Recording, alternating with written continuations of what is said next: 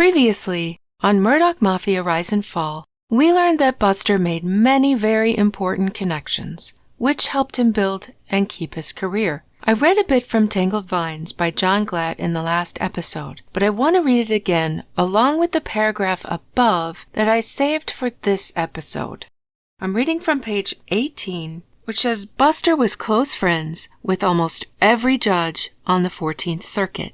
He regularly held lavish parties at his new house, inviting influential local politicians and members of law enforcement. It was a close-knit boys' club whose members looked after one another.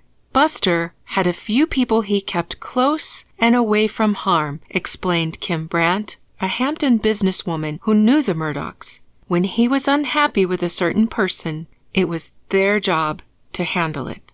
This was the power Buster had. Another quote from Swamp Kings by Jason Ryan says, South Carolina's 14th Judicial Circuit has always been a little bit different. Indeed, the state's top prosecutor admitted as much during one speech to law enforcement in the 1980s after a sheriff from Jasper County posed him a legal question. Well, that's Buster's circuit, answered Travis Medlock, South Carolina's Attorney General. You know, there are two types of law in South Carolina, the law on the books and Buster's law. I suggest you follow Buster's law. The line was intended to be humorous, but it contained more than a kernel of truth. Buster ran the Low Country. Even the Attorney General of South Carolina acknowledged that. These connections will be put to the test several times throughout his career, and we're going to deep dive the first big probe into his misconduct that took place in 1949. I would love to be able to call this episode Busting Buster. But as we well know, Buster beats the charges this time and every time after. So we'll have to settle with this. I'm Kassidy O'Connell, and this is Murdaugh Mafia, Senators and Lynch Mobs. Alex is not the first Murdaugh accused of stealing money from clients. Welcome.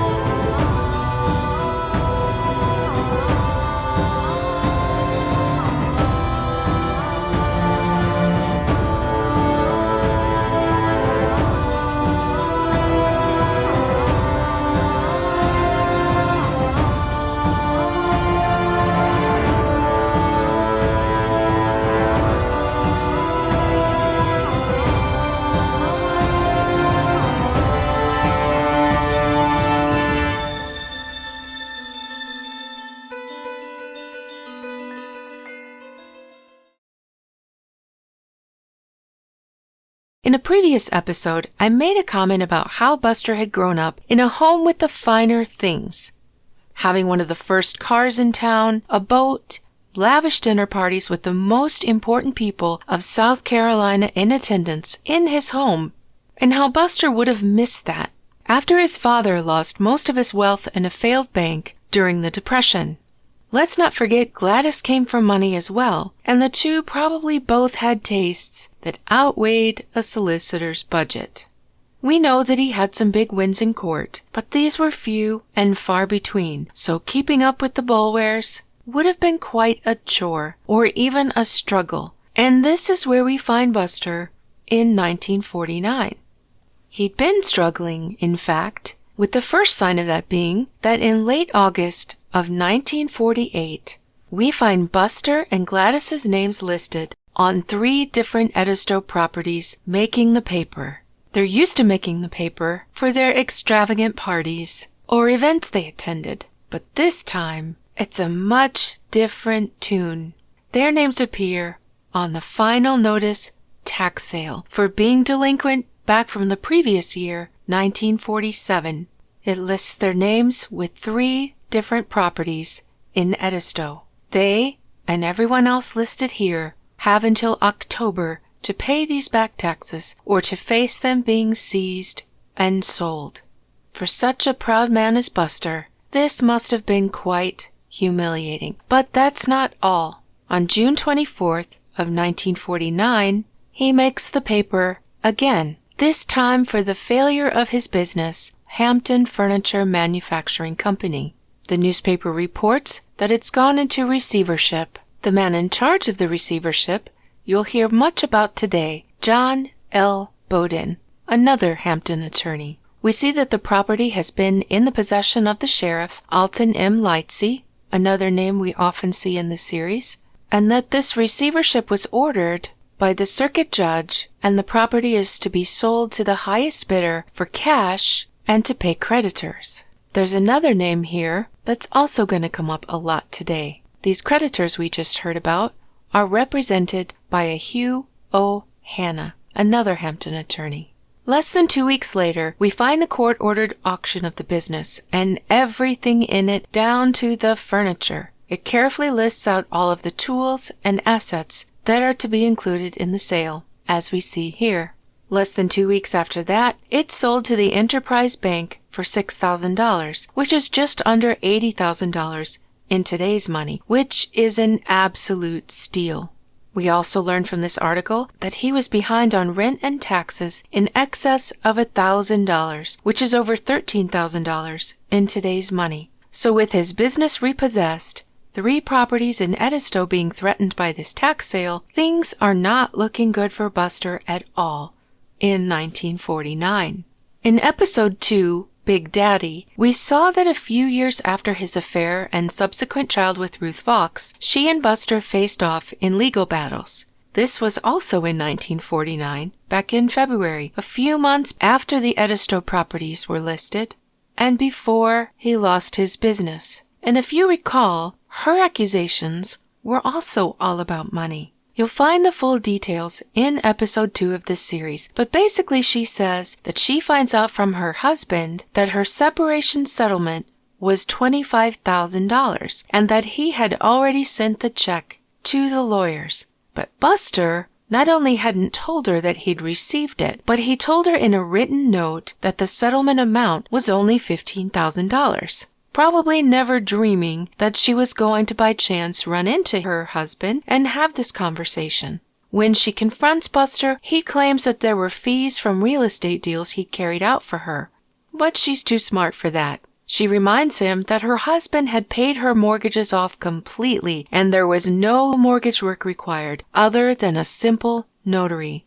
She has a copy of the check and Buster's handwritten note as proof. And so Buster's next move is to concoct a story that Ruth had abandoned a pack of wild, sick cows in his fields and that they had caused damage, that their sickness had killed his own cows, and therefore she owed him even more money. This case that was helped along by Buster's powerful attorney Thomas Boulware, who helps him get it moved far away from Hampton when a couple of Hampton judges recuse themselves based on their friendship with Buster, and another who doesn't, is threatened by Boulware to be called as a witness, which forced him to be ineligible. Through this finagling, case is taken far away and settled quietly out of court. But based on the desperate financial situation he had created, it's not hard to imagine that very much like Alex Wood years later, he resorted to stealing from his clients. And his situation makes these claims sound even more legit. And so it is in August of the same year, 1949, a damage suit is filed against him. It alleges fraudulent breach of trust, and it's brought against him by a J.V. McMillan, who's a former client. But apparently, this is not the only situation. In this article, it says based upon this and other allegations, the Hampton County Bar Association has called on the Grievance Committee of the State Bar Association for a full, complete, and fair and impartial investigation of the official and or professional conduct of Randolph Murdaugh. It gives only 2 possible outcomes, that either Buster is disbarred or exonerated. There's no in between. Now remember I told you to pay attention to these names. Hugh O. Hanna and John L. Bowden are the ones appointed by the Hampton Association to investigate and report their findings. Remember the words here. full, complete, fair, and impartial investigation. It outlines the process a little bit for us here. It says if the majority of a grievance committee decides that a complaint warrants consideration, hearings are held. If the committee finds the defendant guilty of misconduct deserving disbarment, he is presented to the state Supreme Court, which is the only agency that has the authority to either admit or expel people from the bar. Now we learn a little bit about Mr. McMillan's case. What he's doing basically, he has 2 mortgages, one on his house, one on some land, but he has some hospital bills that need paying. So he asks Buster's help to help him settle a mortgage that will cover both of the previous mortgages as well as the hospital bills. Buster arranges it, but instead of paying off the 2 mortgages, Buster manages it and McMillan endorses a check of over $4,000 to Buster that he's supposed to use to pay off these mortgages, McMillan keeping the rest to pay off the hospital bills. But instead of paying those mortgages off, these mortgages that are under Mr. McMillan's name on his credit, Buster keeps so that he can pocket the lump sum and continue to make small payments. This is a terrible thing to do. It ties up Mr. McMillan's credit, and it also would hold Mr. McMillan responsible should Buster stop paying or pay late or pass away or a million different things. Now we see reporters following this case very closely, but it's very heavily guarded. The hearings are closed, they're not announced, and the committee will give no comments to the press. But we do find out a little more information the next day. We find that these hospital bills were actually for Mr. McMillan's wife, which somehow makes me feel even sadder. The man was just trying to take care of his sick wife, and Buster took advantage, so much like Alex.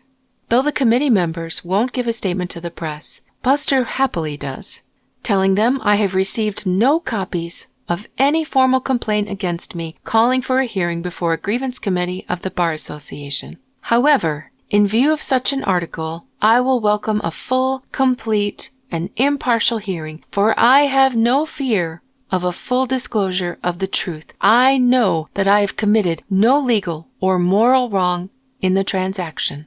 I am at a loss to understand why these charges have been made." And here, ladies and gentlemen, we see the perfect example of a Darvo. It's a typical narcissistic maneuver that stands for deny, attack, reverse victim, and offender. If a narcissist can't be the hero in a story, the only other acceptable role, because they can never be a villain, is to become a victim. He says, "It has always been my policy to fight my politics at the polls, but it would appear there are others who prefer to employ different means in such matters. I take it that those who wish to injure me want to try their case in the press." As dramatic as that may sound, there is not a bit of truth here. This is not politics. This is not an opposing party. This is not a political competitor. This is a man who wanted to pay his wife's hospital bills. This is not politically motivated whatsoever. And as for trying a case in the press, Mr. McMillan never took his story to the press. He used the proper legal channels to file a complaint. We don't know these details, even to this day, because he didn't try his case in the press, although he probably would have had better luck if he had. After another meeting is held at a hotel, Chairman Jennings comes out and he sees the press outside waiting. He goes back into the conference room, and a few moments later, another committee member comes out and invites the reporter to come inside. They're not there to answer his questions. They have questions for him. They ask how he obtained the information about this meeting. He says, "I was just assigned to cover it." He doesn't know. And the only statement they issue is that we are required, under the Constitution and bylaws of the South Carolina Bar Association, to maintain absolute secrecy until such time any official action which becomes a matter of public record may be taken. Seems quite keen to keep this a secret, and a little bit upset that it's not. On August 31st, a group of subpoenas is issued to a large number of persons in and around Hampton. These are served by our ever-dutiful Sheriff Lightsey. These are sent out both against Buster and for Buster. with the subpoena telling them that they're required to personally appear before the committee to testify to the truth according to their knowledge in connection with Randolph Murdaugh. They are directed by the court not to speak about the situation to anyone. On September 10th, 2 days before the hearing is to take place, the press is dying to know if it's going to be an open hearing or not. In fact, they're so eager that they actually telephone the chairman of the committee, Henry Jennings, to ask whether it will be open, to which he replies only, "I have no statement to make." And when the 12th comes around, it is still a closed hearing. The number of witnesses is anywhere between 60 and 70. And on the first day, less than half have had their chance to testify. The press continues to note that these witnesses have been sworn to secrecy, but some of their names, as they're seen going in and out of the buildings, do make it to the paper. We see some familiar ones: State Senator George Warren, State Representative Calhoun Thomas.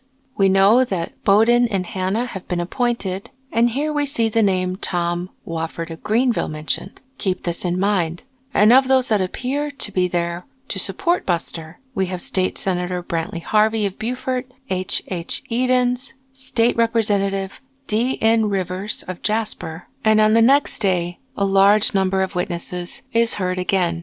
The court goes into recess on the 14th. We see another name added, Mrs. Virginia H. Lightsey of Crocketville, and after this meeting, Buster tells reporters that he is very, very happy and adds no further statement. On the 27th, it's learned that Buster himself is going to testify at that week's hearing, and that it will be held in Columbia.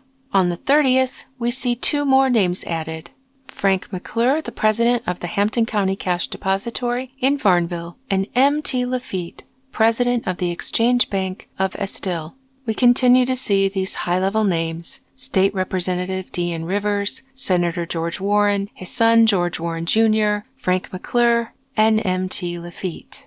And ultimately, to no one's surprise, Chairman Jennings makes a statement. He says the Committee on Grievances of the South Carolina Bar Association announces that certain charges against Randolph Murdaugh, attorney of Hampton, have been carefully heard by the committee and after due consideration have been dismissed. And Buster gives a statement.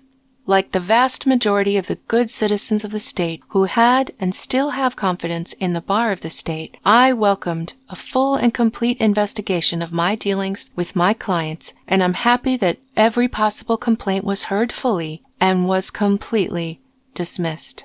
Let's talk about these witnesses for Buster. We're talking about senators, state representatives, powerful men, all in one small room. Buster is also present. It's a small town. You know the connections in this room, and you have to give a witness here. I feel intimidated just imagining it. If you're like me, you only knew a few of these connections. After all, this all happened before most of us were even born, and most of us are not from South Carolina. So let's go through this list and put the connections together, shall we? Let's start with the easy ones. We've already talked about George Warren in previous episodes. Not only did they try big cases together, we learned in our last episode that George and Buster are actually cousins by marriage. And we'll just throw his son right here beneath him, George Warren Jr., who follows very much in his father's footsteps. The next connection is very easy too, using the same chart. Dr. Joseph Brantley Harvey was Buster's grandpa. Not just any grandpa. A grandpa who had lost his oldest daughter, Buster's mother, to a medical situation. Remember, Etta died of sepsis weeks after giving birth to Buster's brother Johnny. That must have haunted Dr. Joseph, that he, a doctor, had been unable to save, of all people, his own daughter. This William Brantley Harvey, whose name we keep seeing here, is Dr. Joseph's son, Buster's uncle. Joseph also has his youngest child, another daughter, Ernestine, and we'll start with her. We're going to talk about family dynamic here, because it's a little bit of a unique situation. Ernestine marries a doctor, a William Howard Schmidt, and they have a son, Charles Howard Schmidt, in 1917 when Buster is 2, and a year before Johnny's birth and Etta's subsequent death. Now, Ernestine's story's a little strange because Both her husband William and she end up married to other people, but this was during the time that divorce was not legal in South Carolina. But William marries a woman from Georgia, where he lives the rest of his life until his death, and Ernestine marries a man from Florida, where she lives the rest of her life until her death. But my point is, with Ernestine, before she has any children of her own, Buster was born. And sisters tend to be very attached to their sisters' babies, especially if they don't have any of their own yet. This attachment would presumably only get stronger once her sister has passed, leaving Buster motherless.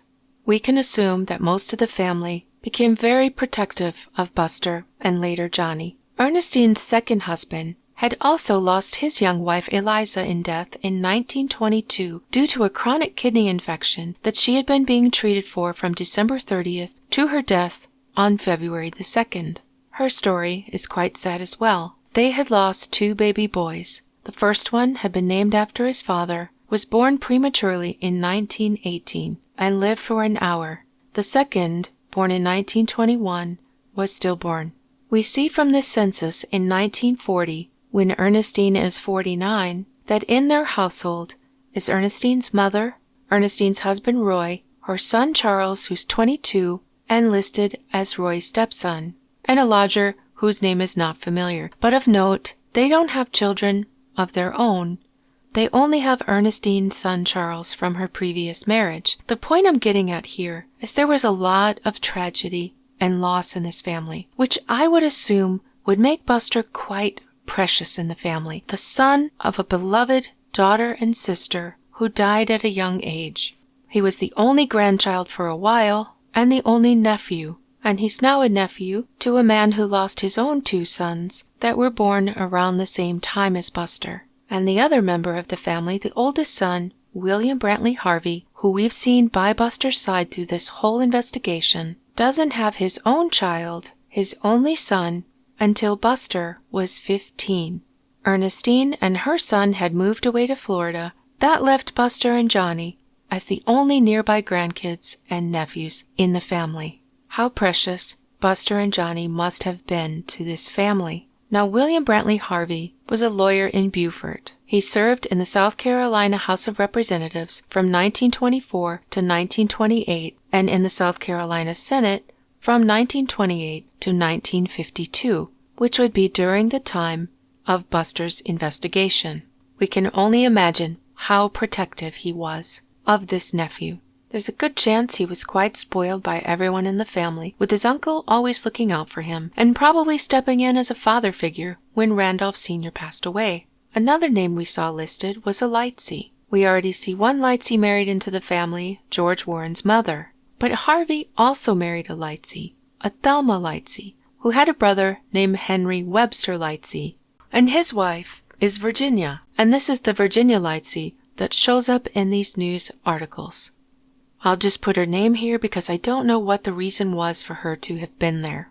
Next, we have a couple of just power connections. They're not related, but they are obviously well connected.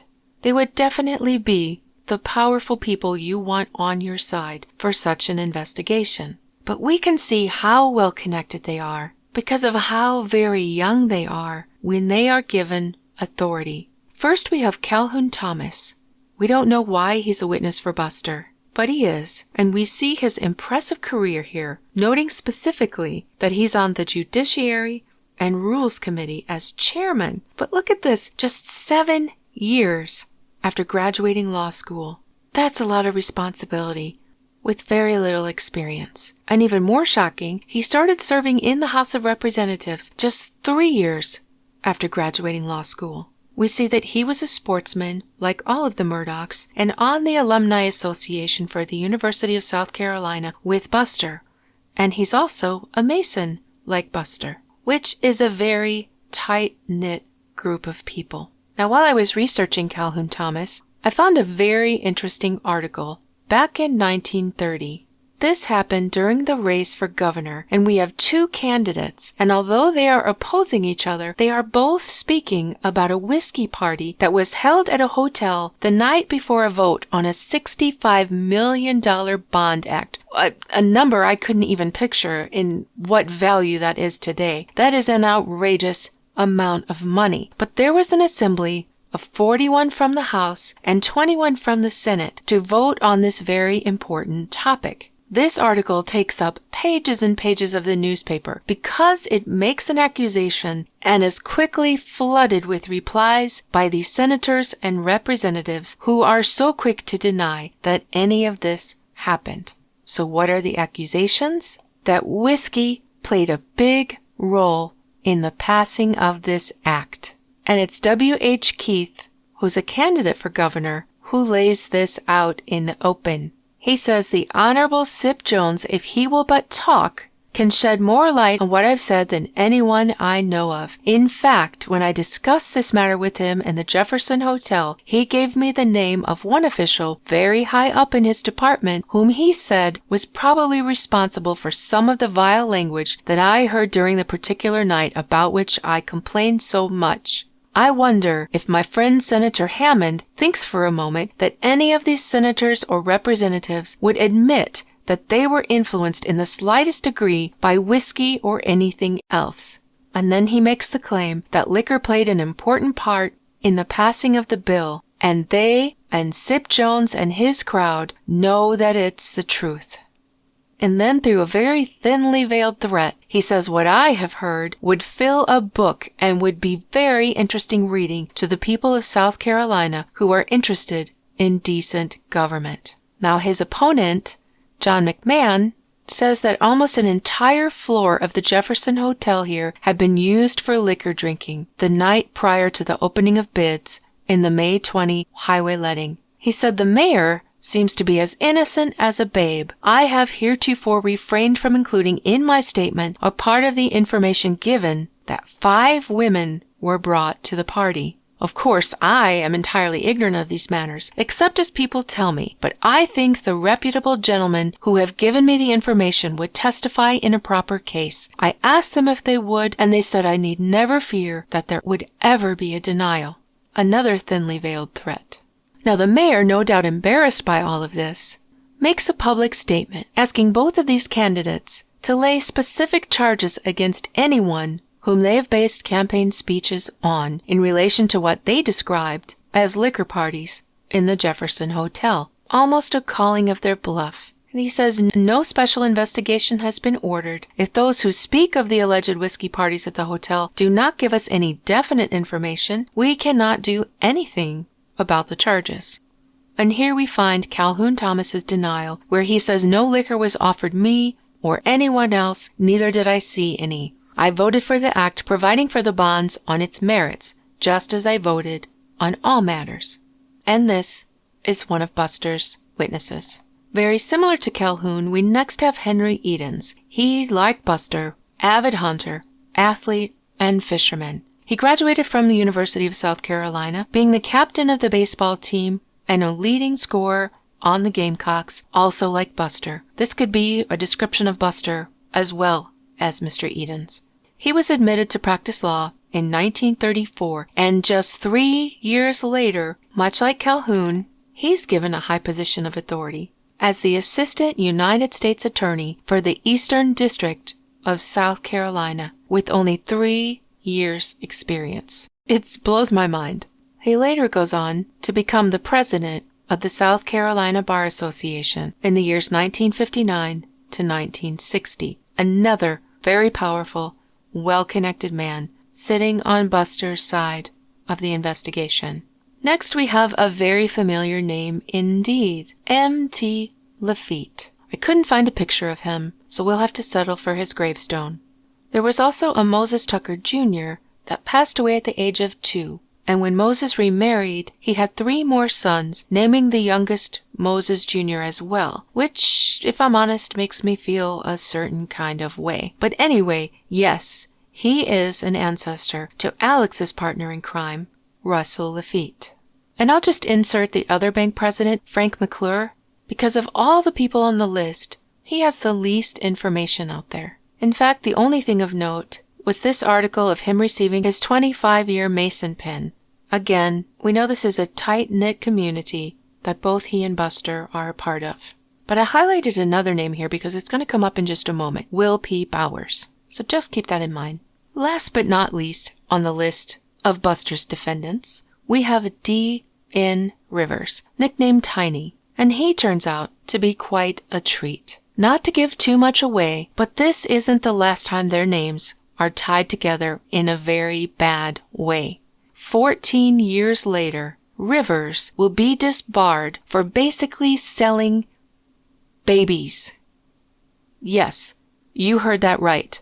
Selling babies. And it will literally have Buster's name all over it. But I don't want to give too much away about that. That will be in an upcoming episode. Instead, let's just take a look at their names being linked together. Here they are in court, kind of what Rivers just did for Buster, testifying on the good character of a highway patrolman, Harold H. Bowie. Why are they testifying for him? He is entering a plea of guilty to charges of assault and battery with intent to kill, and then resisting arrest. And Buster and Rivers are here to say, "No, Your Honor, he's really a great guy. He just shot at a few police, that's all. And all it took for him to surrender was just a few little shots to the belly, Judge. Then he let us take him right to the hospital." Let's see how great a guy Bowie is. So he's involved in what they call a shooting scrap between himself and the police. The police were called for a disturbance in a hotel where they chased him up to his room after shots were fired in the lobby. Bowie then surrendered after being hit in the stomach during a series of shots. He gets released on a $500 bond. That's not the last of Bowie. He does time in a chain gang, and he gets released for good behavior. And upon his release, he gets into a fight with his brother-in-law, a drunken, disorderly fight, and again resists arrest. I guess he'll only surrender if you shoot him in the belly. He attacked these two policemen using profane language when they came to arrest him. So much for good behavior. He's going back to the chain gang. And this is the man that Buster and this guy Rivers, who also supported Buster, appear in court to testify on behalf of, to tell the court what a great guy he is. Now, it's important to note that of all these names I've listed here that were defending Buster, I'm not saying these are all bad guys. A couple of them don't seem to have any known shady behavior, but what I'm saying is that Buster called his most powerful friends, and there is no doubt that these men were powerful, to come and vouch for him. And we all know the effect this would have had on the hearing. Imagine nearly 70 witnesses being called, each one more important than the last. Senators, state representatives, presidents of the bar, members of judicial committees, presidents of banks. It definitely would send out a signal to these lawyers doing the investigating. This really should have been handled far outside of this jurisdiction. Now, I had already written an ending to this episode. The names of the men appointed to do the investigation had been the same men involved in the receivership of his company, Hannah and Bowden. I was thinking they were probably righteous men who tried their best to stop this behavior, but that they were just somehow overruled by these powerful men backing Buster. I had written that I pictured Creighton Waters and John Metters, what they would have looked like if they had failed to get a guilty verdict on Alex, how their hearts would have been broken. I saw the whole scene in my head, and I ended the episode by saying, I've not looked into these men, but I want to believe they were good guys trying to fight for justice, even if in vain. But I'm Kassidy, and I couldn't leave it alone. I looked them up, the three names that I just mentioned. I looked them up to see what, if any, connections they actually had to Buster. These three men who were carefully, fairly, and impartially reviewing Buster's bad behavior. A part of me wishes that I hadn't, so I could have kept the nice little ending in my head. But here we are. I told you to remember this name that I highlighted in another article, this William Bowers. There's an article about him being at a bachelor's ball where he's named Most Eligible Bachelor. Then there's a follow-up article where a group of his friends want to tease him in the Snapchat of their day, a telegram. But what's interesting here is who this friend group is. Look closely at the first name given, Hugh O'Hannah. one of the two main investigators. We also see Sheriff Lightsey. Going further down, we see both the Randolph Murdaughs, Sr. and Jr., because this was a year before Sr. passed. We also find the names George Warren Sr. and Jr. This is a close-knit group of friends, here playing a joke on their friend together by sending this telegram. They say, saw your photograph in the state. Where in the world did you get that hat? Like I said, the Snapchat of their day. And my heart started to sink at seeing Hannah in the Murdaughs and Warrens' close friend group. Looking into him a little more, we see he was in the Lions Club, which we know Buster was as well. He was a Mason and even attended the same small church in Barnville as Buster. We see their wives playing bridge together. We see Hannah trying cases with Buster's dad before his death. He's on committees with Buster's Uncle Harvey, and Hannah and Buster are on a committee to plan an athletic field. None of these are scandalous, but the point is, these men were deep in each other's lives for more than one generation. How was it not a conflict of interest for one of them to be investigating the other, supposedly impartially? That brings us to Bowden next. And we see they were at least in the same circle of friends, because here are Buster and Bowden both serving as groomsmen in a wedding. Now that doesn't mean much. We're not always friends with, or sometimes we don't even know other members of a bridal party we might be a part of. There may be someone we can't stand in the same bridal party. But then I found this. This is Buster and Gladys's wedding announcement. Bowden was a groomsman in Buster's wedding. Buster had his father as best man, Gladys his brother, and 3 friends. And of his 3 friends in the world, Bowden was one of them. Once I saw this, I didn't need to search for any other connections. These are the 2 men that were appointed to investigate Buster. Lifetime, generational friends. Impartial indeed. Of course Buster was never going to be found guilty. And poor Mr. McMillan, who thought that the justice committees were interested in justice.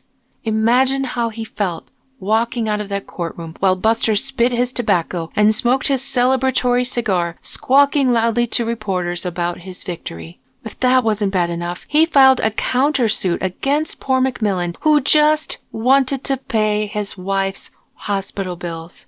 Do we need to look any further to find the answer of how Alex thought he was going to get away with murder?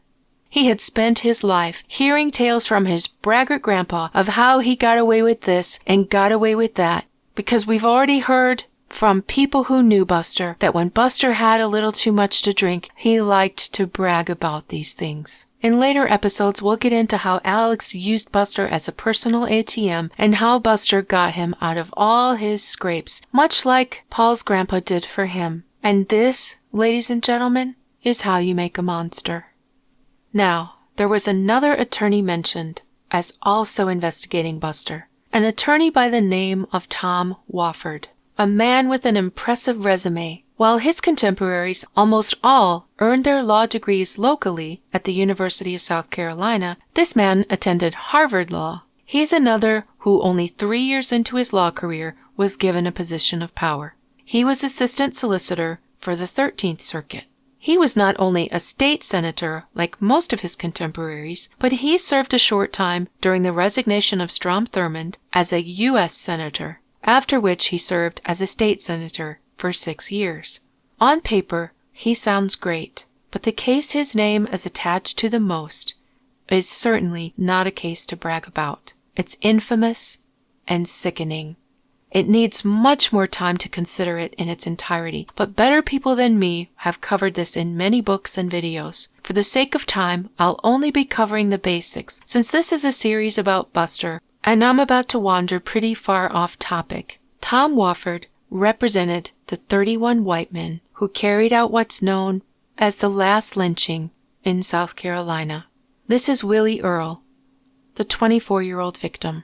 Willie Earle was epileptic and described by some as being a little slow in school. We know treatments for epilepsy were not so great back in the 40s, and even worse for a poor black man. Willie struggled to make it as a man. He wanted to work and got a job as a driver, but when he had a seizure and fell from his truck, his boss became afraid of what could happen with him driving and let him go. Willie became depressed and started to drink and have moments of frustration and anger. He'd had a few run-ins with the law, but had never been violent until not long before the murder, when he assaulted a contractor who'd hired him. Thomas Brown was a cab driver. He had served in the war, and like many returning soldiers, had difficulties adjusting back to his life. He worked for a time at the local textile mill, but ended up leaving it to become a taxi driver. Some have speculated that the noises of the mill triggered memories of his war experiences, but whatever the reason, he became a driver. He picked up a passenger, or sometimes thought to be more than one passenger, one cold February 15th night in Greenville, and started driving in the direction of Pickens. The story is told that his passenger was Willie, and I'm not here to say that it was Willie or was not Willie. I don't know. The only two people who know for sure died within hours of this passenger pickup. Thomas is found by a farmer sometime later on the ground outside his cab. He's been stabbed, robbed, and he's dying. He can still speak, and describes his attacker as a large black man. He was robbed of $40 in cash, his watch, and his keys. Willie arrives home a short time later, saying he took the bus. Willie was 5'9" and 150 pounds, hardly what would be described as large. It's rumored that there may have been a second passenger, but Thomas's description was of one solitary man. Thomas is in the hospital, but things don't look good for him. His fellow taxi drivers begin to radio each other with the news of the attack and feel understandably enraged. Police later show up at Willie's door, claiming they followed footprints all the way home, though it's a 2-mile walk. They search Willie, finding only $2, no watch, and no keys. The police later claim that they see blood on his coat and on a knife in his pocket. The knife receives no testing other than a doctor looking at it and claiming that it looks like human blood. Willie's mother will later claim that there was no blood on his clothes. Again, I don't know what's true and what's a lie in the so-called evidence of this case, because Willie never gets a trial. He's arrested and placed in the Pickens jail. Word spreads quickly that Thomas is not going to make it, and that they have a black suspect in jail in Pickens. And the taxi drivers spend the night on their radios planning an attack in Pickens and all nearby areas. They gather in plain sight of the sheriff's office that's manned all night long, but no one bothers to come out to investigate. There are over 30 men loading up in several vehicles, and they can be seen driving in a parade of taxis that surely would have looked suspicious in the wee hours of the morning in a quiet town, and it's especially odd because all the police know that there was just an attack on a driver, but no one asks any questions. The overnight jailer, who's keeping an eye on the Pickens jail where Willie's being held, will later claim that he was overtaken by having a gun pulled on him, but it's later said that he's the brother-in-law of one of the drivers. They demand that he release Willie to them, saying that they're not there to hurt anyone. He hands them the key, and his only demand is that they stop cussing in front of his wife and daughter who are present. His wife is the cook for the jail. Now, I won't fault a man for choosing to keep his wife and daughter safe when confronted with an angry mob of over 30 men. And as soon as the men leave, he does in fact call the sheriff. The taxi drivers take Willie to an isolated road near a slaughterhouse, where they question him, demanding to know who the second passenger was. They beat him, they stab him. One of them busts the handle right off his gun, literally beating Willie's head in. Witnesses say at one point Willie says, "Lord, you've done killed me," after which one of them, reported to be Roosevelt Carlos Hurd, is said to have shot him in the head, and asked another for a second bullet. They leave Willie's body on the ground and go home. Someone calls the Black Undertaker, as these were times of segregation, even in death. His body was a terrible sight, and unfortunately I stumbled across photos of it in a book I was using as research. And oh, how I want that image gone from my memory. The killing, because it's so shocking, makes front page and spreads not just throughout the state, but throughout the nation immediately. South Carolina is put in the spotlight, and the pressure is on to find the suspects. The governor, Strom Thurmond's first acknowledgement is for Emma the widow of Thomas Brown, who naturally deserves his pity for her loss. But it's sad that Willie's mom, Tessie Earle, doesn't get the same acknowledgement for her loss. When Strom starts receiving letters and phone calls from people and organizations all around the country, he knows he has to take the matter seriously. He himself is a segregationist. He fights hard against civil rights bills, which is made all the more shocking when you find out that when he was in his early 20s, he impregnated the family housekeeper's 16-year-old daughter. The black housekeeper's daughter, that is. He doesn't see his own mixed-race daughter until around this time, ironically, when he pays for her college and begins to have quiet visits with her. And yet, he continues to fight civil rights bills for years to come. Publicly, he offers his help and support for the trial. The FBI is called in to help, to the dismay of the local police, but in truth, most police stations, even today, are ill-equipped to handle so many suspects at once, and the help is really needed. Interviews are held, and suspects tracked down in record time. Their faces cover the front page of a newspaper one day. Most of them sign confessions, and special attorneys are assigned to prosecute with the governor's support and the whole world watching. And one dares to hope that justice just might be served. A famous British journalist who writes for The New Yorker attends every day of the trial and documents the whole experience very eloquently. It's worth a read if you have time. Her name is Rebecca West. Robert T. Ashmore, the Greenville County Solicitor, is assigned the case, but taking the lead is Sam Watt, a high-reputation lawyer from Spartanburg. On defense is a name you might recognize with a bit of a shock, as I did, because in a previous episode, he's the self-proclaimed liberal who claimed to be fighting for black people and for civil rights. And here he is, John Bolt Culbertson, defending these men who've just lynch-mobbed a young black man.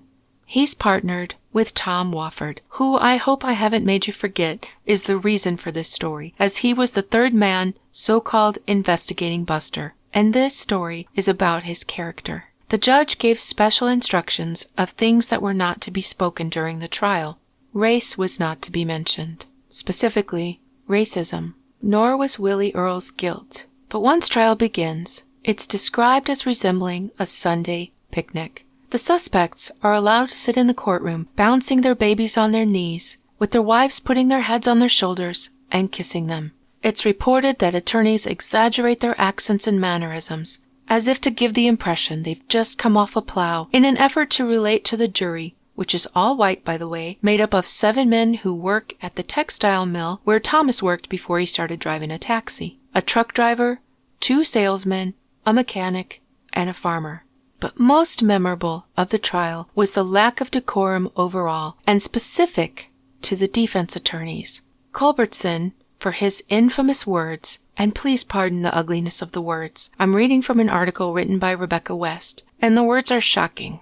Culbertson says, "Willie Earle is dead, and I wish more like him was dead." There was a delighted, giggling, almost coquettish response from the defendants and some of the spectators. Mr. Hurd, remember he's the one who allegedly fired the shot that killed Willie. Mr. Hurd and his father looked fortified. There was a gasp from others of different mind. Thunderously, the judge called him to order. "You confine yourself to my ruling, or I'll stop you from arguing to the jury." Culbertson, smiling at the defendants, almost winking at them, said, "I didn't refer to Willie Earle as a Negro." When the judge bade him be careful, he continued, still flirting with his audience. "There's a law against shooting a dog. But if a mad dog were loose in my community, I would shoot the dog and let them prosecute me." She continues, "A more disgusting incident cannot have happened in any court of law in any time." We agree, Rebecca West. And next, the man this whole story's about, it's Tom Wofford's turn to be revolting. And I'll read Miss West's words, since words fail me when trying to describe it on my own. She continues, "It was for the speech made by the 4th defense attorney, Mr. Thomas Wofford, that Greenville apologized most unhappily. If you're going to enforce all the laws, why don't you prosecute the jailer?" he asked. "It took," he cried scornfully, and uses the N-word here, but I will say a black undertaker, to find out there'd been a lynching. Rebecca continues, everybody and everything was wrong, it seemed, except murderers and the idea of murder. Like Mr. Culbertson, he disregarded the judge's ruling that no alleged action of Willie Earle was to be mentioned as affording justification, mitigation, or excuse for the lynching. It was rumored in the recess proceeding, Mr. Wofford's speech, that he meant to flout this ruling, and he did so with evident deliberation. He said, Mr. Watt argues, thou shalt not kill. I wonder if Willie Earle had ever read that statement. Miss West continues, this was as flagrant a defense of the lynching as Mr. Culbertson's remark, but it was much more dangerous because it was not obviously disgusting. And from this I take her meaning as he was subtly implying that, biblically speaking, Willie had somehow gotten what he deserved. Although the judge had clearly said that no alleged action of Willie, and Willie didn't get his day in court, we don't know if Willie was even guilty. But his actions were not meant to be used in court as a justification, mitigation, or excuse for the lynching. But here we see Wofford excusing the murder when it was Willie's right to have had a fair trial and not to have been savagely murdered by an angry, cruel mob. When the non-guilty verdict is read, the judge walks out without thanking the jury for their service. Wofford had the sense to slink away in an attempt to preserve his future in politics, but Culbertson leapt from chair to desk, whooping and hollering in celebration with the large crowd of defendants and their families. Even the prosecuting attorneys joined in the celebration, shaking hands and congratulating the defendants. It was a shameful day in history. And again, there are many much more complete tellings of this case in books and videos, but here today I've told just a brief version, just to paint a picture of the type of man that Thomas Wofford was. So these 3 men were the investigators for Buster's hearing. Hannah, a longtime family friend who tried cases with Buster, with Buster's dad. Their wives played bridge together. They were in almost every club and committee together and attended the same small church in Barnville. Bowden, longtime friend and groomsman at Buster's wedding, and Wofford, a guy whose biggest case was freeing a lynch mob who killed a man with their own hands, a knife, and a gun, and paid no price whatsoever thanks to him.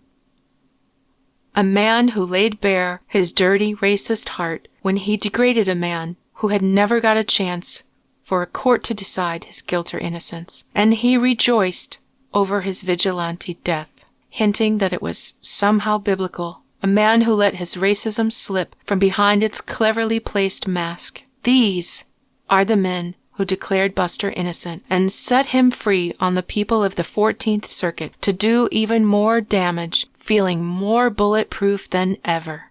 A feeling he would pass down to Alex and to Paul, who would both go on to abuse, steal, cheat, victimize the vulnerable, and take lives with their own hands. This is Kassidy O'Connell saying stay well and stay tuned.